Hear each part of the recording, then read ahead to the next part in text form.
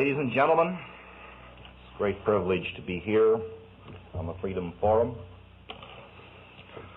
The erosion of the American tradition has gone a long ways.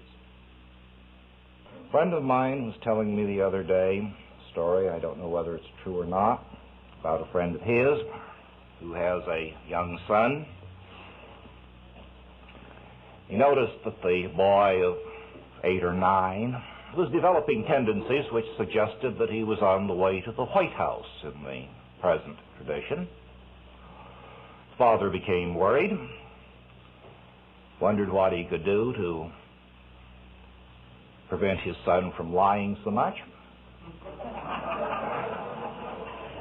And so he finally told him the story of George Washington and the cherry tree. And he said to his son, the elder Mr. Washington was out and he noticed that there was a cherry tree cut down. And over there was little George. Little George was standing with a hatchet in his hand. So his father went over and asked him about the cherry tree. Little George said, "Papa, I cannot tell a lie. I did it with this little hatchet." And now, my son, do you know George's father did not punish him? And do you know why he did not punish him? The boy said, "Why, sure. He knew better than to get fresh with a kid who's got a hatchet."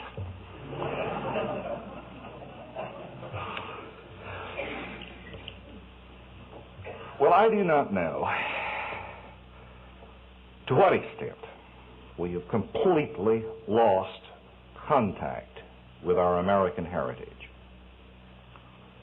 One reason that we have is that we have permitted ourselves over the years to be contaminated with a socialist ideology which merely cleared the way for the international communist conspiracy, whose real essence you have just seen in this very fine film. I have been asked to speak to you today about socialism as distinct from communism.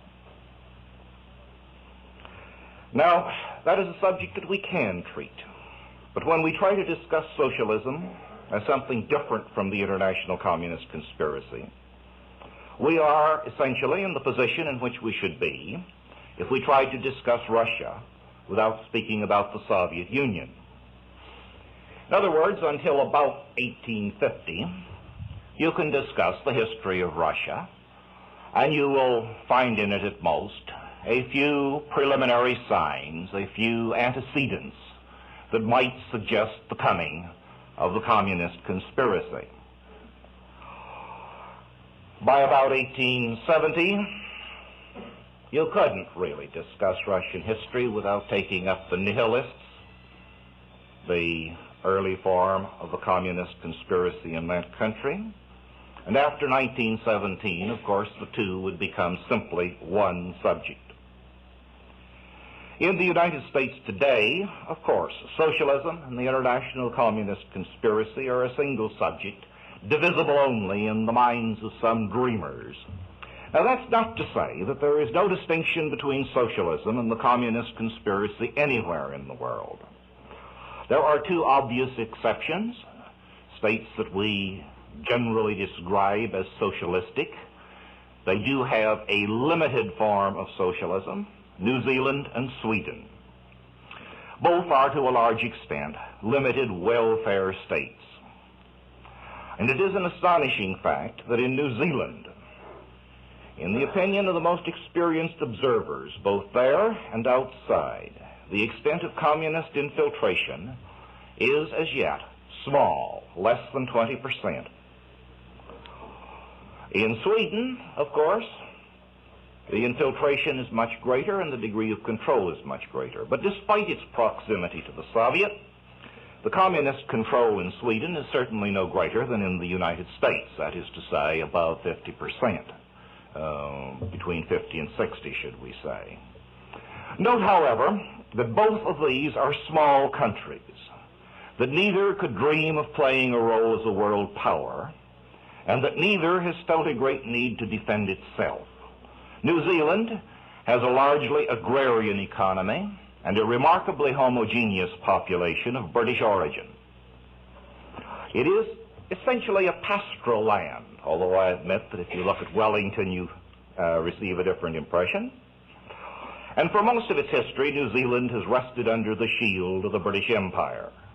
And now that the British Empire has almost completed the process of committing suicide, New Zealand looks to Australia and perhaps still cherishes some illusions about the United States. Sweden, to be sure, is an industrial nation. Its foreign policy has for decades been simply that of staying on good terms with the winning side in any European war.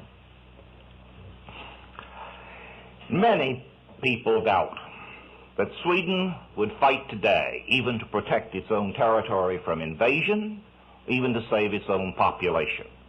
That, of course, is something you can't predict until the event occurs.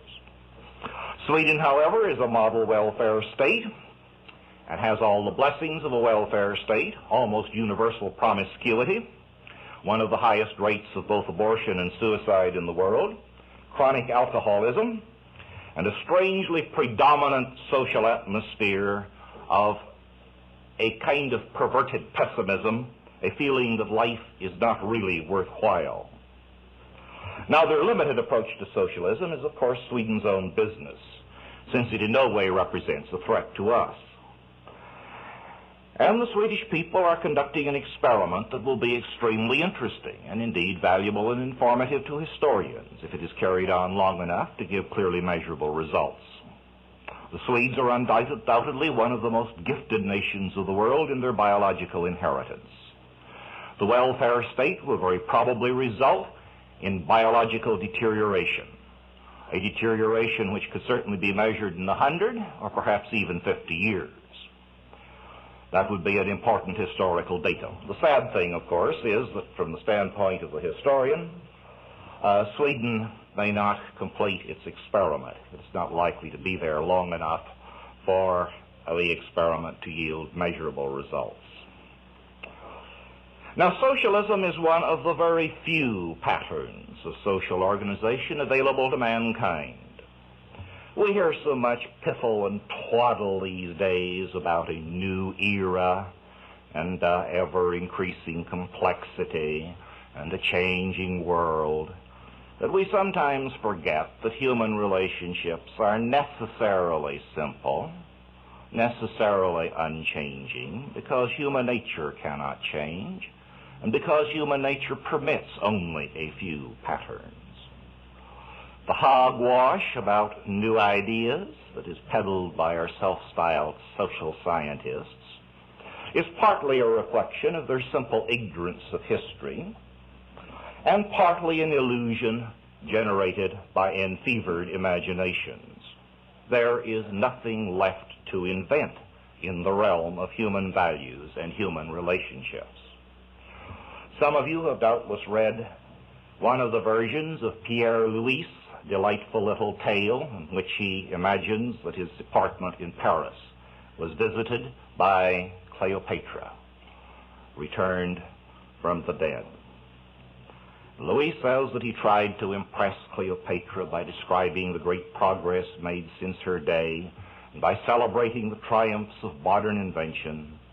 But Cleopatra said, "Ah, yes, but have you invented a new sin?" There are no inventions to be made in either sins or other human relations. They're limited by nature. Consider, for example, the most basic relationship of all, marriage. There are and there can be only three kinds of marriage: monogamy, polygyny, and polyandry. And I defy the most progressive overheated brain in our brain factories to invent a fourth. Of course, there are alternatives: promiscuity on the one hand and complete celibacy on the other, but neither are marriage. Both are the negation of it. In that field, mankind has exhausted the possible combinations. The views of these combinations depend partly on cultural tradition, partly perhaps on race, They lead to generalizations and conclusions that are often inaccurate, historically and factually. I remember that a number of years ago, I had the privilege of hearing a Hindu princess, and that is no very great and distinguished title. She was the wife of one of the grandsons of one of the almost innumerable Rajas, not Maharajas. A woman of very considerable education, great education in fact. She was particularly had studied French as a result of her family's antipathy towards England and hence the English language. And she was holding forth this thesis that no woman in the Western world loves her husband. It's perfectly obvious that Western women, European and American women, are simply mercenary. They're interested only in finding someone to support them. And that, she said, was perfectly obvious because if Western women loved their husbands, why, they would, of course, insist on polygamy. Now, she believed that. It is an arguable point of view. However, there will be objections to it, and if you don't believe that, just try the argument on your wife.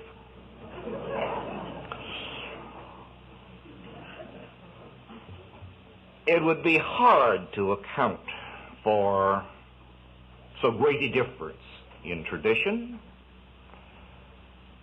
That is one of the problems of history and of this new discipline that we call historionomy, or méta-histoire in French, that tries to evolve a theory of history, a doctrine of culture, from the recorded facts. Another fundamental difference, surely as fundamental as the one that I have just mentioned, is in views of social organization. We represent Western civilization and its long continuity, and we therefore represent the only people who have ever had a conception of self-government. By tradition, or possibly by racial characteristics of the mind, the other civilizations, if I may now use that term in the Spenglerian sense and admit that there are more than one, the other civilizations have never understood the concept of self-government. All you have to do is look at a work such as the Fusal al-Madani of Al-Farabi. This was a Muslim scholar, really a scholar, in that brief period sometimes called the Islamic Renaissance, when under the influence of Greek learning, a very considerable intellectual activity characterized a certain part of the Muslim world. This man has read Plato and Aristotle. He has consequently read their theories of government. He has undoubtedly read the Aristotelian and Platonic discussions of democracy and aristocracy and such matters. But he can't conceive of anything but a despotism. What he has read is meaningless to him. He undoubtedly granted that, yes, Plato and Aristotle had said that, but he had read them much as you might read the Homeric poems on the subject of war. You're willing to believe in these poems, you're willing to recognize the great poetry in them, but it would never occur to you as feasible to fight a 10-year war for the recovery of Helen of Troy or even Greta Garbo. It simply would not enter your mind that